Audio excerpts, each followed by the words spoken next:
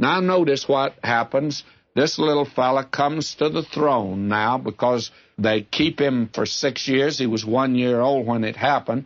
And we read in verse 1 of chapter 23, and in the 7th year Jehoiada strengthened himself, and he took the captains of hundreds, Azariah the son of Jeroham, and all of this crowd here, all of the leadership of Israel or of Judah were dissatisfied with this bloody queen. And so now Jehoiada calls them to a meeting, a very private meeting, and lets them know that there was a son of David that still is alive. And so they are going to make him king because they were all pledged to do that.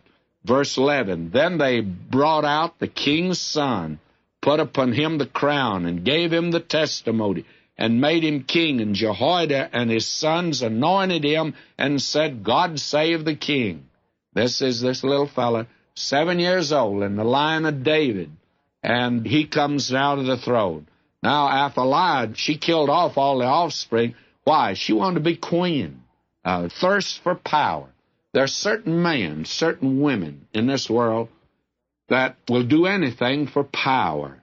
There are preachers that'll do that. There are deacons that'll do that. And there are Christians that'll do that. Do anything in order to have power. They won't find. There are politicians that will do that. And there are dictators that will do that. And that was this woman here. Now, notice verse 12. When Athaliah heard the noise of the people running and praising the king, she came to the people into the house of the Lord. She looked, and behold, the king stood at his pillar at the entering in. And I tell you, this woman, Athaliah, she's taken by surprise. Then Athaliah rent her clothes and said, treason, treason.